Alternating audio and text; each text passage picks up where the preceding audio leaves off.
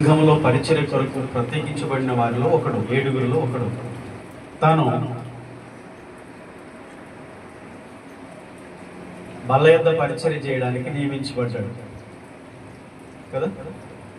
అయితే అతనికి ఉన్నటువంటి విశేషమైనటువంటి ఆ యొక్క సామర్థ్యాలు లేకపోతే వరాలు, దేవుడిచ్చిన కృప చాలా గొప్పది.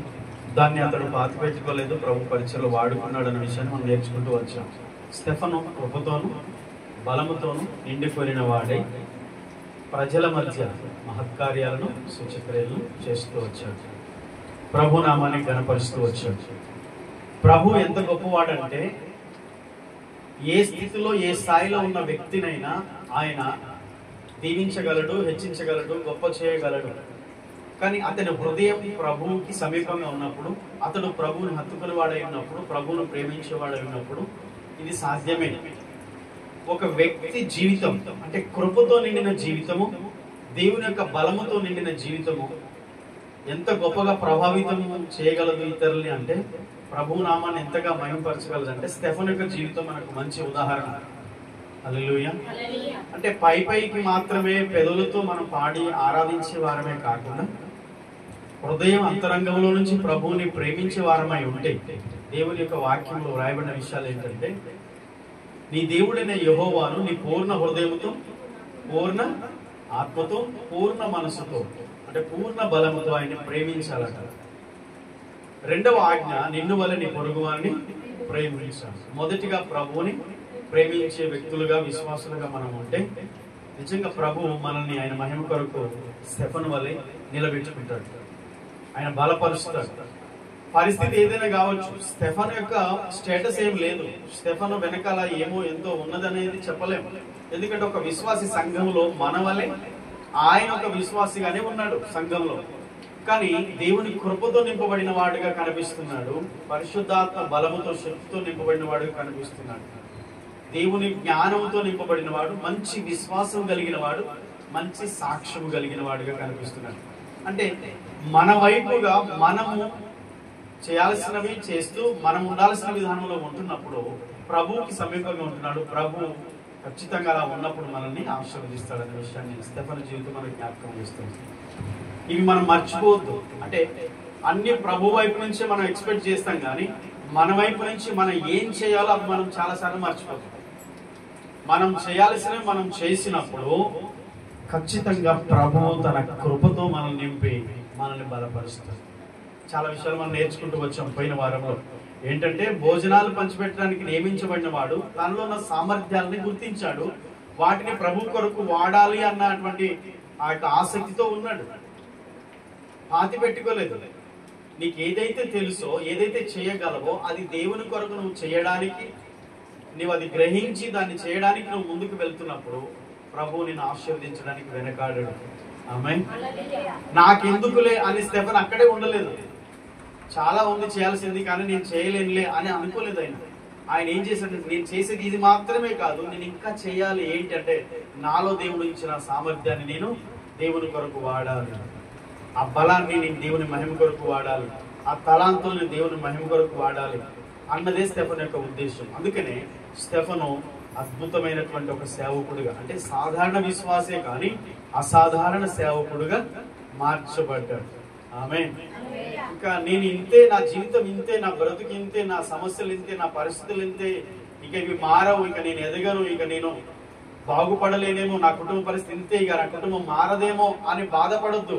స్టెఫను జీవితాన్ని చూసినప్పుడు ఏ స్థితిలో ఉన్న వారిని ఏ స్థితిలోనికి దేవుడు తీసుకొస్తాడో స్టెఫను జీవితం మనకు ఒక ఉదాహరణ. అలా కావడానికి కారణం ఏంటంటే మన వైపు నుంచి ఆసక్తి చల్లారిపోకుండా, ఆ ప్రేమ లేకపోతే దేవుని కొరకైన తపన చల్లారిపోకుండా, అది తగ్గిపోకుండా మనం చూసుకోవాలి. అర్థమైందా? భక్తి అనేది మనలో పెరగాలి తప్ప తగ్గిపోకూడదు. సమస్యలు పెరుగుతున్నాయి, కష్టాలు పెరుగుతున్నాయి, శ్రమలు పెరుగుతున్నాయి, ఇబ్బందులు పెరుగుతున్నాయి, కుటుంబంలో ఇంతకు ముందు లేని సమస్యలు కూడా ఇప్పుడు వస్తున్నాయి. అయితే మన భక్తి అవి పెరుగుతున్నప్పుడు మన భక్తి తగ్గిపోవాలా? కాదు. చుట్టూ మన పరిస్థితులు ప్రతికూలంగా ఉన్నా మన విశ్వాసము, మనలో ఉన్నటువంటి దేవుని కొరకైన ఆసక్తి అది తగ్గిపోకుండా చూసుకుంటే దేవుడు ఖచ్చితంగా మనం నిలబెడతాడు. ఆమేన్. లేకపోతే అవి మనల్ని ముంచేస్తాయి. ఏం చేస్తాయి? ముంచేస్తాయి. అవి ఆ పరిస్థితి వస్తున్నప్పుడు మనం ఇంకెక్కువగా దేవుని కొరకు నిలబడాలి. తనకు అప్పగించిన పనిలో నమ్మకంగా ఉన్నాడు కనుక దేవుడు అతన్ని అద్భుతంగా వాడుకున్నాడు.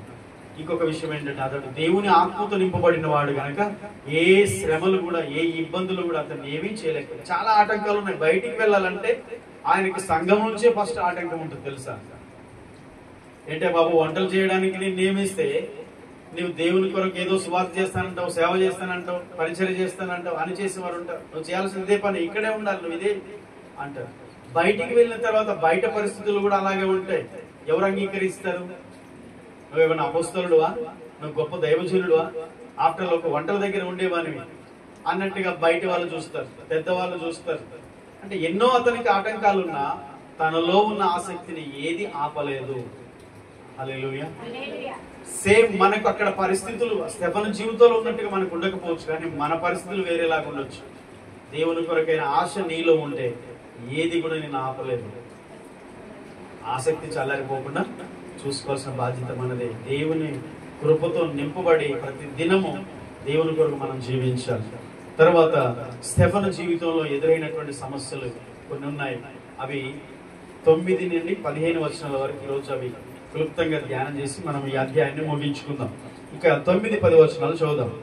అప్పుడు లిబెర్టీయులు అనబడిన సమాజంలోను, కురేనీయుల సమాజంలోను, అలెగ్జాంద్రియుల సమాజంలోను, కిలికియ నుండి, ఆసియా నుండి వచ్చిన వారిలోను కొందరు వచ్చి స్టెఫనుతో తర్కించిరి గాని మాటల యందు అతడు అగపరిచిన జ్ఞానమును, అతడిని ప్రేరేపించిన ఆత్మను వారు ఎదిరింపలేకపోయారు. ఇక్కడ మనం గమనిస్తే ఇక స్టెఫను దేవుని యొక్క వాక్యాన్ని ప్రకటిస్తూ, సువార్తను ప్రకటిస్తూ, అద్భుతాలు చేస్తూ ప్రభువు నామాన్ని ఘనపరిచే వ్యక్తిగా మనకు కనిపిస్తున్నాడు. ఒక ఆరంభంలో కూడా మనకు అలాంటి చాలా ఆసక్తి ఉండొచ్చు. తర్వాత మనుషులను బట్టి, పరిస్థితులను బట్టి, కష్టాలను బట్టి ఇక మనం ఏం చేయలేమని చెప్పి సర్వే మోడ్లో మనం అలాగ ఉండిపోయి ఇంకేం చేయలేము. వెళ్తే చర్చికి వెళ్తాం, వస్తాం, అంతేగాని ఇక నేనేమి చేయలేను, ఇంట్లో కూడా ప్రార్థన చేసుకునే పరిస్థితి కూడా లేదు అన్నట్టుగా ఇంట్లో ప్రార్థన కూడా మనం మానేస్తాం కదా. కానీ స్టెఫను జీవితంలో చూడండి, అది దినదినము అతనిలో దేవుని కొరకు అతను నిలబెట్టే విధంగా అతనిలో ఆ మండుతూ వచ్చినట్టు. అక్కడ స్టెఫను చేసినటువంటి పరిచయను అడ్డగించే కొంతమంది ఇక్కడ రాయబడినటువంటి పేర్లు లిబెర్తీనులదనబడిన సమాజంలోను, కురేనీయుల సమాజంలోను, అలెగ్జాంద్రియుల సమాజంలోను, కిలికియ నుండి, ఆసియా నుండి వచ్చిన వారిలోను కొందరు వచ్చి స్టెఫనుతో తర్కించిరి. తర్వాత అతడు మాట్లాడేందు అతడు అగపరిచిన జ్ఞానమును, అతన్ని ప్రేరేపించిన ఆత్మను వారు ఎదిరింపలేకపోయేది. హల్లెలూయా. 2 విషయాలు ఇక్కడ మనం గమనించాలి. ఎప్పుడైతే మనం దేవుని కొరకు ఆసక్తిగా ముందుకు వెళ్తామో మనకు ప్రశ్నలు ఎదురవుతాయి, వ్యతిరేకతలు ఎదురవుతాయి, మనల్ని ప్రశ్నించే వాళ్ళు ఉంటారు, మనల్ని కృంగజేసేవారు ఉంటారు, మనల్ని ఆసక్తిని చల్లార్చేవారు ఉంటారు, మనల్ని డిస్టర్బ్ చేసి, మనం డిస్కరేజ్ చేసి, మనల్ని ఇక దేవుని కొరకు అసలు జీవించడమే కాదు, ముందు దేవుణ్ణి విడిచిపెట్టే అంత పరిస్థితి తీసుకొచ్చే పరిస్థితులు మనుషులు మనకు ఎదురవుతారు. దేవుని కొరకు మీరు ఆసక్తితో కొంచెం ఏదైనా చేయండి, మీకు ఆటంకాలు స్టార్ట్ అవుతాయి. ఆసక్తిగా మీరు ఈ రోజు నుంచి నేను ఇంకా దేవుని కొరకు మంచిగా బ్రతకాలి, మంచిగా జీవించాలి, ఈ రోజు బాగా ప్రార్థన చేయాలి అని మీరు ఒక కంకణం కట్టుకున్నట్టుగా మీరు ప్రారంభించండి.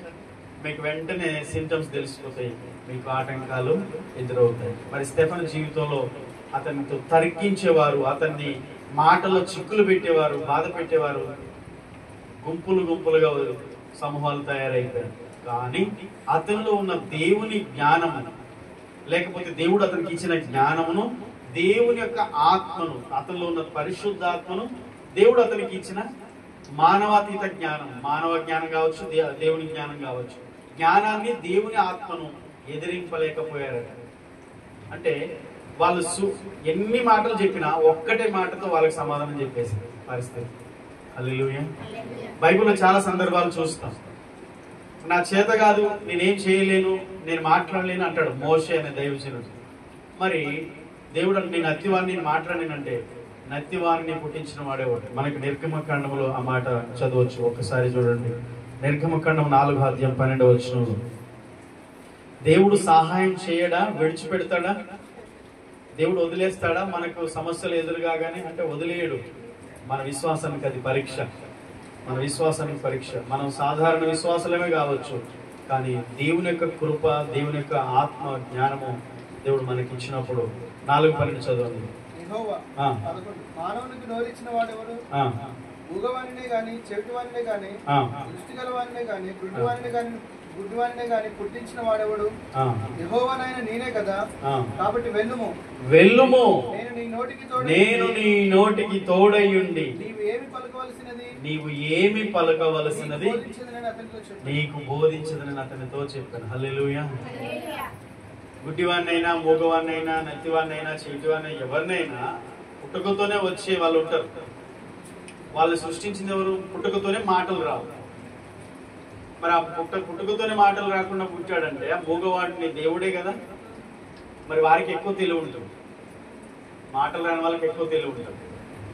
సాధారణ మనకు తెలిసిన విషయం. కానీ బైబిల్లోనే ఆల్రెడీ రాయబడింది. దేవుడు ఎప్పుడు చెప్పాడు, ఇదిగో నువ్వు ఈ సాకులు చెప్పొద్దు, నువ్వు వెళ్ళు, నువ్వేం మాట్లాడాలో నీకు ఆ సమయంలో నేను నీ నోటికి నా మాటలు అందిస్తాను, నీ నోటికి నేను తోడై ఉంటా అన్నాడు. హల్లెలూయా. నేను విశ్వాసినయ్యా, నాకేం తెలియదు, నాకు బైబిల్ జ్ఞానం లేదు, నాకు చదువు లేదు అని మీరు అనుకోకండి. మేము సాధారణ విశ్వాసం అనుకోకండి. మీరు దేవునితో సంబంధం కలిగిన వారైతే, దేవుని కృపను పొందుకున్న వారైతే, దేవుని ఆత్మ అభిషేకం మీరు కలిగిన వారైతే, ఏ సమయంలో ఏం మాట్లాడాలో, ఎంతమంది వ్యతిరేకించే వారు మీతో మిమ్మల్ని ప్రశ్నించిన ఆ సమయంలో వారి నోరులు మూపించే సమాధానం దేవుడే మీకు ఇస్తాడట. ఈ వాక్యాన్ని బట్టి స్టెఫన్ జీవితంలో అదే జరిగేది. హల్లెలూయా. ఇంత జ్ఞానం ఎక్కడిది ఈ యొక్క స్టెఫన్కి? వారందరూ కూడా చాలా బైబిల్ పండితులు, అంటే ధర్మశాస్త్ర ఉపదేశకులు ఉండొచ్చు.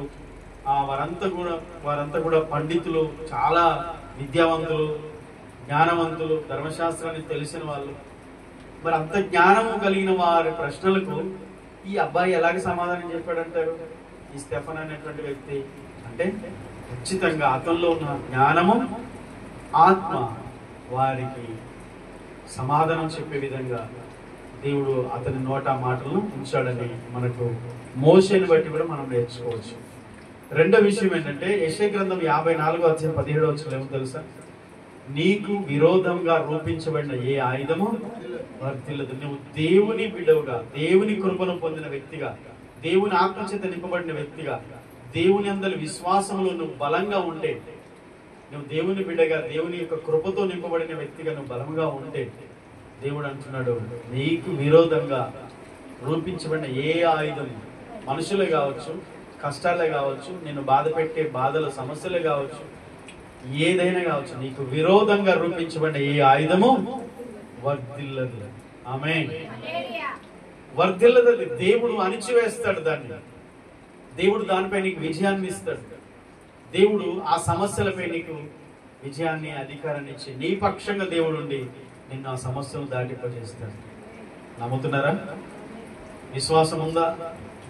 విశ్వాసంతో మనం ఈ వాక్యాన్ని అంగీకరించి నిజంగా స్టెఫనుకు ఇంత కృపను దేవుడు ఎలా ఇచ్చాడు, ఎలా జరిగింది, ఎలా అంటే అవును, ఎంత బలహీనులైన దేవుడు బలపరిచి నిలబెట్టగలడు. ఆమేన్. సొమ్మశీలిన వారికి బలం ఇచ్చేవాడు ఆయనే. సొమ్మశీలిపోయిన వారికి బలాన్ని ఇచ్చేది ఎవరు? ఆయనే. యెహోవా కొరకు ఎదురు చూసేవారు పక్షిరాజు వలె రెక్కలు చాపి పైకి ఎగురుతారు. నూతన బలమును దేవుడు ఇస్తాడు. హల్లెలూయా. యెషయా 54:17 రాయబడిన మాట, నీకు విరోధంగా రూపించబడిన ఏ ఆయుధము వర్ధిల్లదు. దేవుడు మరి అంతటి జ్ఞానాన్ని, అంతటి కృపను, చదువు రాదు అని చెప్పుకోవద్దు, నాకేమీ తెలియదు, లోక జ్ఞానం లేదు అని బాధపడవద్దు. దేవుని కృపను పొందుకున్నప్పుడు ఆ సమయానికి కావలసిన ఆ జ్ఞానాన్ని, బలాన్ని, ఆ సమస్యలను ఎదుర్కొని ఆ సమస్యల నుంచి బయటపడే అటు కృపను దేవుడు తప్పకుండా ఇస్తాడు. నాకేమి దిక్కు తోచట్లేదు, నా చుట్టూ సమస్యలు, నా కుటుంబంలో సమస్యలు, నా జీవితంలో ఇంకొకరికి చెప్పుకోలేని పరిస్థితి నాకు ఉంది అన్నటువంటి మనసుతో కృంగిపోయిన మనసుతో మన ఆరోగ్యాన్ని, మన జీవితాన్ని, మనకు దేవుడిచ్చిన సమస్తాన్ని మనం పోగొట్టుకునే పరిస్థితిలో ఉండొద్దు. కానీ స్టెఫను వలె దేవుని కృపను ఆశ్రయించినప్పుడు సాధారణమైన బలహీనులైన విశ్వాసులైన దేవుడు తన కృపను బలాన్ని ఇచ్చి తప్పకుండా ఆ పరిస్థితులను ఎదుర్కోవడానికి దేవుడు సహాయం చేస్తాడు. ఆమేన్. సద్దుమణిగిపోతాయట. ఆయన మాట్లాడితే అన్ని సద్దుమణిగిపోతాయి. గాలి, తుఫాను, సముద్రం మీద అలలు, అవి ఏమైనా కావచ్చు, ఆయన ఆగు అంటే అన్ని నిమ్మలమైపోతాయి, ఆగిపోతాయి. మరి స్టెఫను జీవితంలో దేవుడు అలాగ కార్యం చేసినప్పుడు మన జీవితంలో చేస్తాడా చేయడా? చేస్తాడు తప్పకుండా. కానీ మనం చేయాల్సిన పని ఏంటి? దేవుని కృపను, దేవుని యొక్క బలాన్ని మనం అడగాలి, ఎల్లప్పుడూ పొందుకోవాలి. రెండవ విషయం 11వ వచనం చూద్దాం. అప్పుడు వారు, వీడు మోషే మీదను దేవుని మీదను దూషణ వాక్యములు పలుకగా మేము వింటిమని చెప్పుటకు మనుషులను కుదుర్చుకొని ప్రజలను, పెద్దలను, శాస్త్రులను రేపి అతని మీదకి వచ్చి అతనిని పట్టుకొని మహాసభ ఎదురు తీసుకొని పోయి అబద్ధపు సాక్షులను నిలబెట్టింది. ఇక రెండవ విషయం ఏంటంటే, అతని ఆత్మను, దేవుడు అతనిలో ఉంచిన జ్ఞానాన్ని వారు ఎదిరించలేకపోయారు. ఇక నోరు పోయబడ్డాయి. స్టెఫన్ ఏం చేయాలని ఆలోచిస్తున్నారు. ఇతడు అద్భుతాలు చేస్తూ, పరిచర్యలో సువార్త ప్రకటిస్తూ, యేసు నామాన్ని మహిమపరుస్తున్నాడు. వారికి నచ్చట్లేదు, చాలా కోపం వస్తుంది. వీరేం చేశారంటే, ఇక యేసు ప్రభుపై మోపిన ఆ నేరాన్నే మోపారు ఇతని మీద కూడా. వారిని రెచ్చగొట్టే విధంగా, స్టెఫను మీద కోపం వచ్చేటట్టుగా వారు చేసినటువంటి పని ఇక్కడ మనకు కనిపిస్తుంది. వారు పెద్దలను, ప్రజలను, శాస్త్రులను రేపి అతని మీదకి వచ్చి అతన్ని పట్టుకొని మహాసభ యొద్దకు తీసుకొని పోయి అబద్ధపు సాక్షులను నిలవబెట్టిరి. వారు, ఈ మనుషుడు ఈ పరిశుద్ధ స్థలమునకు, మన ధర్మశాస్త్రమునకు విరోధంగా మాట్లాడుచున్నారు అని చెప్పారట. ఈ పరిశుద్ధ స్థలం అంటే అక్కడ ఏంటంటే యెరూషలేము దేవాలయం. ఇదిగో మన మందిరాన్ని తిడుతున్నాడు, దేవాలయాన్ని దూషిస్తున్నాడు. వారు ఎక్కువగా మందిరాన్ని ప్రేమిస్తారు. తర్వాత మోషేకు దేవుడిచ్చిన ధర్మశాస్త్రాన్ని ఎక్కువ ప్రేమించేవారు. మన ఆచారాలకు, మన ధర్మశాస్త్రానికి, మన మందిరానికి విరోధంగా ఇతడు మాట్లాడుతున్నాడు అని యేసు ప్రభు మీద మోపిన నేరారోపణ సేమ్ స్టెఫను మీద కూడా మోపారు. సేమ్ అదే. స్టెఫనుతో తర్కించిరి గాని అతని జ్ఞానమును వారు ఎదిరించలేకపోయారు. రెండవది, వారు వివాదములో ఓడిపోయి దుర్మార్గులు సాధారణంగా వాడుకునే కుతంత్రాలను, యుక్తులను వారు వాడుకున్నారు. మత్తయి సువార్త 26వ అధ్యాయము ఒకసారి 59వ వచనం మనం చదువుదాం. యేసు ప్రభువు మీద ఏం చేయలేక, యేసు ప్రభువుని వారు ఏం చేయలేక, ఎలాగైతే అక్కడ ఉన్న యూదులందరూ కూడా అతని మీద నేరాలు మోపారో, ఇతను సిలువ వేయండి, సిలువ వేసి చంపండి అని చెప్పడానికి బలమైన ఆధారం లేదు. ఎందుకంటే ఆయన పక్షంగా ప్రజలందరూ ఉన్నారు, ఆయన మేలు చేస్తున్నాడు. వారికి ఏమి తోయట్లేదు, ఆయన ఎటు తిరిగి సంహరించాలి. అయితే సరైన కారణం దొరకనందున వారు ఇగో ఈ విషయాలు అతని మీద మోపారు. సేమ్ యేసు ప్రభు మీద మోపినవి. చదువుతాం ఒకసారి. అక్కడ మహాసభ వారందరూ యేసును చంపవలని ఆయనకు విరోధంగా అబద్ధ సాక్ష్యం ఎదుగుచుంది కానీ అబద్ధ సాక్షులు అనేకులు వచ్చినను సాక్ష్యం ఏమీ దొరకలేదు. తుదకు ఇద్దరు మనుషులు వచ్చి, వీడు దేవాలయంలో పడగొట్టి 3 దినములలో దాన్ని కట్టుగలిగినని చెప్పినది. ఇద్దరు వచ్చారు అంటే సరిగ్గా సాక్ష్యాలు లేవు. యేసును సిలువేయాలంటే సరైన ఆధారాలు లేనప్పుడు ఏం చేశారంటే, లంచం ఇచ్చి, డబ్బులు ఇచ్చి ఒక ఇద్దరు మనుషుల్ని ఏర్పాటు చేస్తారు. మీరు అబద్ధాలు చెప్పాలి. ఆ గవర్నర్ దగ్గర ఇగో ఈయన ఈ పలికాడు, మేము విన్నామని చెప్పాలని చెప్పేసి అబద్ధపు సాక్ష్యాలను పెట్టించారు. సమాజంలో ఇదే జరుగుతుంది కదా. సాధారణంగా సమాజంలో ఎదుర్కొంటున్నటువంటి పరిస్థితి దేవుని బిడ్డల జీవితంలో కూడా లోకం అదే రీతిగా వాడింది. సాధారణంగా అబద్ధ సాక్ష్యాలు చెప్పించి వారికి డబ్బులు ఇచ్చి వారిని ఎటు తిరిగి వారి మీద నింద మోపాలి, నేరం మోపాలి అనే ఉద్దేశంతో. కానీ అది సరైనది కాదు. ఒక దినమున న్యాయాధిపతి ముందు నిలబడాలి ప్రతి వాడు తాను చేసిన అన్యాయం కొలది మరల వానికి లభిస్తుంది. మరి దేవుని పిల్లలకి ఇలాంటి సమస్య ఎదురు కాదా? సేమ్ అలాంటి డబ్బులు ఇచ్చి అబద్ధ సాక్ష్యాలు మన మీద చెప్పకపోవచ్చు, కానీ సాతాను లేని వారిలో పుట్టించి మనల్ని బాధ పెట్టడానికి ప్రజల్లో అలాంటి కార్యాలను అపవాది తలపెడతా ఉంటారు. యేసును బాధించిన వారు, స్టెఫనును బాధించిన వారు, అలాగే తరతరాలుగా దేవుని ప్రజలపై నిందలు మోపి నేరారోపణలు వారి మీద తీసుకొచ్చి సాతాను అనేక మంది దేవుని ప్రజలను ఇబ్బంది పెడుతూనే ఉన్నాడు. మరి ఇలాంటి సమయంలో ఏం చేయాలంటే యేసు ప్రభువారు మనతో చెప్పిన మాట, మనకిచ్చిన వాగ్దానం మనం జ్ఞాపకం చేసుకోవాలి. మత్తయి సువార్త 5వ అధ్యాయం 11వ వచనంలో ఏం చెప్పారు ఆయన? ఒక్కసారి ఆ మాట చదవండి. ఇలాంటి పరిస్థితుల్లో మనం ధైర్యంగా ఉండాలి. లోకం మనకు వ్యతిరేకంగా మాట్లాడుతుంది, లోకం మనకు వ్యతిరేకంగా పనిచేస్తుంది. దేవుని పిల్లలు కృంగిపోవద్దు. దేవుడు ఇచ్చిన వాగ్దానాన్ని జ్ఞాపకం చేసుకోవాలి. అర్థమవుతుందమ్మా? చదవండి మత్తయి 5:11. ఎవరి నిమిత్తము అంటే యేసు ప్రభువుని నమ్ముకున్నందుకు, ఆ ప్రభువుని ఆరాధిస్తున్నందుకు, నిజమైన దేవుణ్ణి తెలుసుకున్నందుకు, నీవు ఆయన ఆరాధిస్తున్నందుకు, నువ్వు ఆయన్ని అనుసరిస్తున్నందుకు, ప్రభు మార్గంలో నీవు నడుస్తున్నందుకు నీకేమొస్తాయంట? చదవండి. జనులు నా నిమిత్తము జనులు ఏం చేస్తారు? మిమ్మల్ని నిందిస్తారు. రెండవది హింసిస్తారు. నిందించి, హింసించి, మూడోది అబద్ధముగా చెడ్డ మాటలు పలుకుతారమ్మా. నిజముగా అది అబద్ధమే పలుకుతారు. నిజంగా కాదు, అది అబద్ధమే. అబద్ధముగా చెడ్డ మాటలు పలికినప్పుడు మీరెవరు? ధన్యులు. హల్లెలూయా చెప్పండి. యేసు ప్రభువును నమ్ముకున్నందుకు ఈ లోకంలో నువ్వు ఎదుర్కొంటున్న ప్రతి పరిస్థితిని బట్టి దేవుడు ఏమంటున్నాడు? నేనంటే నువ్వు ధన్యురాలవు అంటున్నాడు. మరి ధన్యత వద్దా? అయ్యా యేసు ప్రభువును నమ్ముకున్న తర్వాత ఇంకా నా కొడుకు ఇలా అయ్యాడు, నా కూతురు ఇలా మాట్లాడింది, నా పిల్లలు ఇగో పక్కన ఇంటి వాళ్ళు ఇట్లా అంటున్నారు, లోకం వాళ్ళు ఇట్లా అనుకుంటున్నారు, వీళ్ళు ఇట్లా అనుకుంటున్నారు, నా పరిస్థితులు ఇలా అయిపోయాయి అంటే నిందలు, హింస, చెడ్డ మాటలు, దూషణ మాటలు నీకు వస్తాయా? రావా? వచ్చినప్పుడు నీవు ధన్యుడవు, ధన్యురాలు అని బైబిల్, దేవుని వాగ్దానం, దేవుని వాక్యం ఉంది. మీరు ధన్యులు పరలోకములో. ఇంకా చదవండి మీతో. మీరు సంతోషించి ఆనందించాలి. ఆ సమయంలో పరలోకంలో మీ ఫలం ఇంకా అధికమవుతుంది. హల్లెలూయా. పరలోకంలో మీ ఫలం ఇంకా అధికమవుతుంది. పరలోకంలో నా ఫలం అధికం కావాలి. రేపు నేను అక్కడికి వెళ్ళిన తర్వాత దేవుడు నా కొరకు సిద్ధపరిచిన ఆ మేలు లేక బహుమానం, ఆ కిరీటం గొప్పదిగా ఉండాలని కోరుకుంటే ఈ లోకంలో నీకు నిందలు, శ్రమలు, హింస, చెడ్డ మాటలు, దూషణ మాటలు అన్ని రావాలి. ఇప్పుడు చెప్పండి, స్టెఫనుపై ఏ తప్పు చేశాడని స్టెఫనుపై నేరం మోపారు? స్టెఫను ఏ పాపం చేశాడు? ఎవరికి ఏం బాధ తీసుకొచ్చాడు? ఎవరిని ఆయన ఇబ్బంది పెట్టాడు? సమాజంలో పెట్టలేదు కదా. ప్రజలకు మేలు చేస్తున్నాడు, యేసు నామాన్ని ప్రకటిస్తున్నాడు, జీవితాలు మార్చుకోండి, మారు మనసు పొందండి అని ప్రకటిస్తున్నాడు. మంచిని ప్రకటిస్తే, మంచిని చేస్తే, మేలు చేస్తే వారికి కోపం వచ్చింది. మరి యేసు ప్రభువు మీద మోపిన అబద్ధ సాక్ష్యాలు, నేరాలు సేమ్ స్టెఫన్ మీద, అలాగే ఇప్పుడున్నటువంటి దేవుని పిల్లల మీద కూడా వస్తాయి. వస్తాయి రావా? వస్తాయి. వచ్చినప్పుడు మీరు ఏం చేయాలో మత్తయి 5:11 మనం నేర్చుకున్నాం. కాబట్టి మనం ధన్యులమని బైబిల్ చెప్తుంది. అలాంటి కష్టాలు నువ్వు ఉన్నావా? నువ్వు అందరికంటే ధన్యురాలు. అందరికంటే ఎక్కువ బాధ నీకుందా? నువ్వు ధన్యురాలు.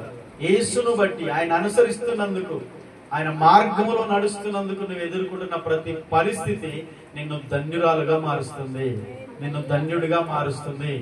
పరలోకం మీ ఫలం అధికమవుతుంది. మీరు సంతోషించి ఆనందించండి. ఆమేన్. మనం సంతోషించి ఆనందించాలి. ఆమేన్, ఆమేన్. కాబట్టి ప్రభు సన్నిధిని విడిచిపెట్టదు, ఆయన సహవాసాన్ని వదులుకోవద్దు, ఆయన మందిరానికి దూరం కావద్దు, ఆయన మార్గం నుంచి తొలగిపోవద్దు, ఆయన ఆరాధించడం మానొద్దు, ఆయన ఆజ్ఞలను అనుసరించడం మానొద్దు.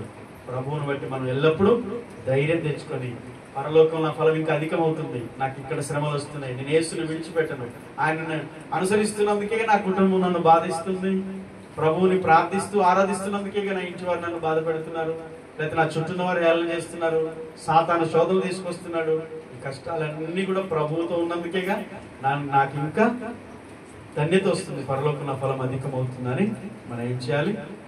సంతోషించి ఆనందించాలి. ఆమేన్, ఆమేన్. తర్వాత ఒక వచనం ముగించుకుందాం. తర్వాత వచనాలు చదివండి. 13, 14. వారు ఈ మనుషుడు ఎప్పుడునూ ఈ పరిశుద్ధ స్థలమునకు మన ధర్మశాస్త్రమునకు విరోధముగా మాట్లాడుచున్నాడు. ఈ నజరేయుడని యేసు ఈ చోటును పాడు చేసి మోషే మనకిచ్చిన ఆచారములను మార్చునని వీడు చెప్పగా మేము వింటిమని. చివరి వచనం చదివే. సభలో కూర్చున్న వారందరూ అతని వైపు తేరి చూడగా అతని ముఖము దేవదూత ముఖం వలె వారికి కనబడెను. హల్లెలూయా. ఇలాంటి పరిస్థితుల్లో స్టెఫను ఇలా ప్రకటిస్తున్నప్పుడు, వారు అలా మాట్లాడుతున్నప్పుడు దేవుడు స్టెఫనుతో ఉన్నాడా లేడా? ఉంటాడు. ఎలా మనకు తెలుస్తుందంటే అతని ముఖము దేవదూత ముఖం వలె ప్రకాశిస్తుందంట. అంటే శ్రమలు నిన్ను దేవుని కొరకు మెరిపించేటట్టు చేస్తాయి. నీ ముఖమును దేవుని కొరకు వెలిగించేటట్టు చేస్తాయి. లోక సంబంధమైన వ్యతిరేకతలు, దూషణ మాటలు, నిందలు, నేరారోపణలు, అబద్ధ సాక్ష్యాలు నీకు విరోధంగా ఎదురవుతున్న ప్రతి పరిస్థితి నువ్వు దేవునిలో ఉన్నావు అనడానికి రుజువు. అలాగే దేవుని కొరకు నిన్ను ప్రకాశింపజేసేటట్టుగా నిన్ను మారుస్తాయి. స్టెఫను ముఖము దేవదూత ముఖం వలె ప్రకాశిస్తూ ఉంది. అది వారు చూశారు తేట తెల్లంగా. ఇతన్ని ఇంత బాధ పెట్టినా ఇతడు దేవుని కొరకు ఇలాగో ఇంకా వెలిగించబడుతున్నాడు అని. కాబట్టి మీ ముఖములు మీకు ఎదురవుతున్న ప్రతి పరిస్థితుల్లో మిమ్మల్ని బాధ పెట్టి వారందరూ చూడాలి. మనం ఎంత బాధ పెట్టినా వీరి ముఖాలు ఇంతగా ఆనందంగా దేవుని కొరకు ఎలాగున్నాయి, మీరు ఇంకా దేవుని విడిచిపెట్టట్లేదు అని సాతాను కూడా సిగ్గుపడాలి. మీకు వ్యతిరేకమైన మనుషులు కూడా ఆశ్చర్యపడాలి. అలాగూ స్టెఫను వల్ల మనం జీవించాలి. ఆమేన్. ఎందుకు ఇంత బాధ పెట్టారో రీజన్ చెప్పి నేను ముగిస్తాను. చివరి మాట ఏంటంటే, వీరు యేసు ప్రభువును బాధ పెట్టారు, వివాదంలో ఓడిపోయి దుర్మార్గులు సాధారణంగా వాడుకునే పద్ధతులను వాడారు, అబద్ధ సాక్ష్యాలు చెప్పించారు, యేసు ప్రభు మీద కూడా అలాగే నేరారోపణ చేశారు. అయినా వారు ఓడిపోయారు. పేతురు యోహాను లాగానే స్టెఫను కూడా వారిని నిరుత్తరణ చేసేశాడు. చదువులేని విద్య లేని పామరులకు, చదువులేని వీరికి ఇంత జ్ఞానం పాండిత్యం ఎక్కడిది?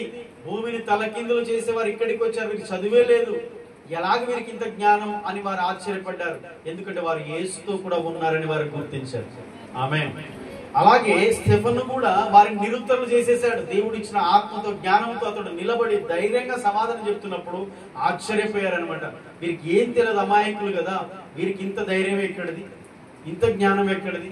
ఎంత బాధ పెట్టినా వీరు దేవుని విడిచిపెట్టట్లేదు, ఇంకా దేవుని గురించి ప్రకటిస్తున్నారు, దేవుని కొరకే నిలబడుతున్నారు, వీరిలో ఇంత ధైర్యం ఎక్కడిది అని ఆశ్చర్యపోయారు. అది మన విషయంలో కూడా జరగాలి. స్టెఫను మీద అబద్ధ సాక్ష్యం పెట్టారు. చివరిది చదువుకున్నాం కదా. స్టెఫనును అలాగూ చూసినప్పుడు ఇక వారి నోరులు మూతబడ్డాయి. స్టెఫనుపై చేసిన నేరారోపణ యేసుపై చేసిందని మనం మత్తయి 6:26, 60, 59, 60, 61 వచనాలు మనం చదువుకున్నాం. చివరి వచనంలో స్టెఫను నిర్దోషి, యథార్థవంతుడు, శక్తివంతులని వారికి తేట తెల్లం అయ్యింది. మరి ఎందుకు మారలేదు? ఎందుకు ఇంకా వారు మారుమనసు పొందలేదు? ఓడిపోయారు వారు. స్టెఫను చూసినప్పుడు స్టెఫను చెప్పిన సమాధానానికి వారు ఆశ్చర్యపోయారు. ఇక మనం ఏం చేయలేమని అనే స్థితికి వచ్చేసరి అయినా మారు మనసు పొందారా? స్టెఫను చెప్పిన మాటను అంగీకరించారంటే అంగీకరించలేదు. స్టెఫను నిర్దోషి, యథార్థవంతుడు, ఆయన బలవంతుడు అనేది వారికి తెలిసిన వారు ఎందుకు మారలేదంటే, సత్యం అంటే ఇష్టం లేక స్టెఫను చంపాలని ఆలోచనలో ఉన్నారు వారు. అంటే సాధారణంగా వారసత్వంగా వచ్చినటువంటి ఆచారాలలో ఉండి సత్యాన్ని అంగీకరించలేదు. అంటే ఆచార భక్తులు. చెప్పండి, ఏ భక్తులు? ఆచార భక్తులు. ఆచారాలే వాళ్ళకి కావాలి కానీ సత్యం అవసరం లేదు. సత్యాన్ని, వాక్యాన్ని, నిజాన్ని అంగీకరించే మనసు లేదు, మాకు ఆచారాలే కావాలి అంటారు. కానీ స్టెఫను చెప్పింది ఏంటంటే, సత్యాన్ని ప్రకటించాడు. ఆ యేసు ద్వారానే మనకు నిత్య జీవం. ఆచారాల వల్ల మీరు పరలోకం పోరు, మీ పద్ధతులు సాంప్రదాయాల వల్ల ఆచారంలో పోరు. మీరు మారు మనసు పొంది మీ పాపాలు విడిచిపెట్టి యేసును రక్షకుడిగా అంగీకరించి ఆయన నామములో విశ్వాసం ఉంచి బాప్తిసం పొందినప్పుడు అప్పుడు మీ పాపాలు క్షమించబడతాయి, మీరు రక్షణ పొందుతారు. మరి సత్యాన్ని అంగీకరించిన వాడే స్వతంత్రుడు అవుతాడు, అంటే పరలోకానికి అర్హుడు అవుతాడు. కానీ ఆచారాలు పాటించి ఇంకా పాపములను నిలిచేవాడు నరకానికి పాత్రుడు అవుతాడు. అర్థమైంది? నిన్న ఆచారాలే పాటిస్తా అనుకుంటూ ఆచారంలో ఉండే భక్తులు పాపంలో ఉండిపోతారు, నరకానికి పాత్రులు అవుతారు. కానీ ఆచారాలను, పాపాలను విడిచిపెట్టి మారు మనసు పొంది యేసును రక్షకుడిగా అంగీకరించిన వారు పరలోకానికి అర్హులు అవుతారు. ఇక ఏం చేయలేక స్టెఫను చెప్పిన మాటలను విని వాటిని అంగీకరించుకుంటే ఇంకా హృదయాన్ని కఠినపరుచుకున్నారు, మారు మనసు మాత్రం పొందలేదు. సత్యాన్ని అంగీకరించే మనసు లేదు కనుక స్టెఫను మీద ఇంకా కోపాన్ని పెంచుకున్నారు, కానీ మారు మనసు పొందలేదు. మరి మనం ఏం నేర్చుకున్నాం ఈరోజు? దేవుని కృప ఎలాంటి వారినైనా ఒక గొప్ప వ్యక్తులుగా మారుస్తుంది. ఎన్ని కష్టాల్లో ఉన్నా, ఎన్ని సమస్యలు, బాధలు ఉన్నా బయటికి తీసుకొచ్చి వారిని దేవుని కొరకు శ్రమలలో కూడా ప్రకాశింపజేసేటట్టు చేస్తుంది. అబద్ధాలు, సాక్ష్యాలు మోపిన సాతాను లోకంలో ఉన్న మనుషులు ప్రేరేపించి మనం నిందల పాలు చేసిన, ఎన్ని కష్టాలు తీసుకొచ్చినా మనం ధన్యులం, పరలోకంలో మన ఫలం అధికమవుతుంది అన్న విషయాన్ని మనం సంతోషించి ఆనందించాలన్న విషయాన్ని నేర్చుకున్నాం. చివరిగా మనం ఆచారాల్లో ఉండకుండా సత్యాన్ని అంగీకరించి దేవుని కొరకు మనం నిలబడాలి. ఆమేన్. చెప్పండి, ఈరోజు మనము ఎలాంటి పరిస్థితులు ఉన్నాం, స్టెఫను వల్లే దేవుని కృపను బలాన్ని పొందుకుంటే తప్పకుండా దేవుడు మనల్ని కూడా బలపరిచి నిలబెడతాడు. ఈ లోకంలో మనం బ్రతికినంత కాలం మనల్ని ఆయన నామ మహిమ కొరకు నిలబెట్టుకుంటాడు. నీ కుటుంబ పరిస్థితులన్నీ కూడా ఆయన మారుస్తాడు. కృంగిపోవద్దు. ప్రతి సమస్య దేవుని దగ్గర చెప్దాం. ధైర్యంతో, విశ్వాసంతో దేవుని కృపను అడిగి ఈ సమస్యను జయించడానికి ఈ సమస్య నుంచి బయటికి వెళ్ళి రావడానికి దేవా నీవే నాకు సహాయం చేస్తావు. స్టెఫన్ ఎలాగైతే ఆ సంఘములో నుంచి, భోజనాల దగ్గర నుంచి ఉన్నతమైన స్థితిలో తీసుకొచ్చి నీ మహిమ కొరకు వాడుకున్నావు, సాక్షిగా నన్ను కూడా నీవు వాడుకోగలవు దేవా అని ప్రార్థన చేద్దాం. కళ్ళు ఉంచుదాం, కళ్ళు మూసుకున్నాం, ప్రార్థన చేద్దాం. ప్రేమగల తండ్రి, పరిశుద్ధులైన దేవా, యేసుక్రీస్తు నామములో పరిశుద్ధాత్మ